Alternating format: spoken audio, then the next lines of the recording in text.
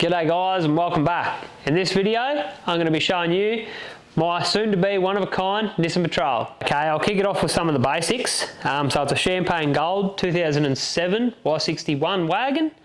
Now this vehicle started its life as a 4.8 petrol and it's got a 3-ton GVM and a 3.5-ton towing capacity. So in my eyes that's the perfect platform for a big build. I've owned the Patrol for about 18 months now. I purchased it as a roller and then in that last 18 months it's had a fair bit of work done to it. I've done a fair bit. I've had other people working on the vehicle. Now there's a fair bit that I need to do, and there's one big step which I'll get onto shortly, but I want to bring you guys along for the ride.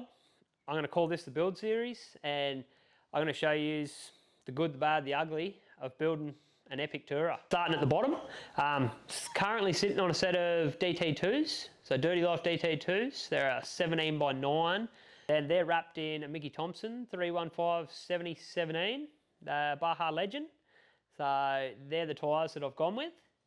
Now running up from the bottom, the front end. So with the front end, once the car actually got put on the road, it developed a crazy Patrol death wobble. Anyone that owns a Patrol knows that they can develop this wobble, and I didn't want to gin around with bits and pieces, changing bushes. I thought I'd just jump straight in and overhaul the whole front end. So that's what I did. I laminated the diff, then I got some gun drilled RCVs, they're chromoly axles and CVs, then new hubs, new spindles, everything. Then from there, going up through the suspension. Now, it's currently sitting on 4 inches, superior springs and superior radius arms, reservoir mounts. Now, they're the 3 things from Superior. Everything else under the vehicle is from Partsman Dan. His gear is Comprod, that's his brand. He's got race trucks, he builds high quality gear. So I've gone with his stuff because I've used it in the past and it's been flawless. He's just brought out these new 2.5 shocks and they are big boys. They are real big. So I'm glad I've got them on the vehicle. Now that's about all for underneath, all adjustable arms, they're all Partsman's. So as the title suggests, it is a Duramax conversion. I'll start by explaining what a Duramax is. The Duramax was made by GM and Isuzu, and it refers to a series of turbo diesel engines used for pickup trucks, SUVs, vans, all that sort of jazz over in the States. They were first introduced in 2001. Now Duramax engines range from a 4, 6 and 8 cylinder engine in a straight or V configuration. The girl that I've got sitting here beside me, now that is a 2010 LMM. So that is the 6.6 litre V8 turbo diesel. This is the part where everyone probably asks why. Well, I'm generally the one to ask why not, but I'm currently getting about 16 litres to the 100, so fuel economy isn't a big issue at the moment, and I don't think that'll change too much once the car gets converted.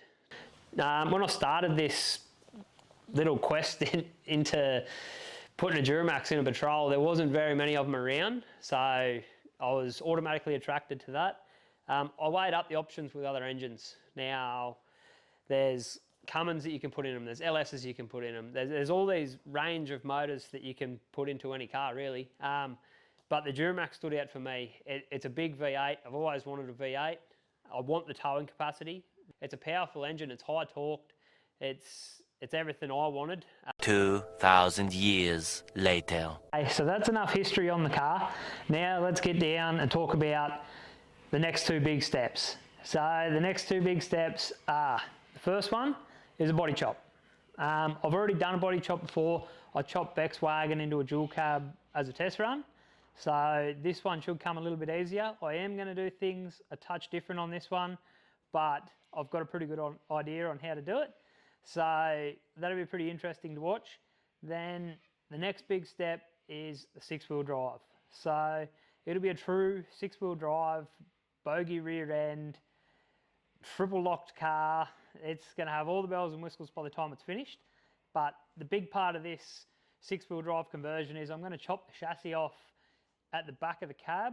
We're going to replace the whole back end of the chassis with a new clip, and it's going to house two 9-inch rear centers, one being a drive-through. So it's going to be pretty cool. Definitely one of a kind. Now, I hope you guys are going to enjoy this content. I appreciate any feedback you want to give me along the way. So thanks for watching this far if you're still here. And if you like the video, hit like, subscribe, and don't forget, jump over, check out our other socials. Cheers, guys.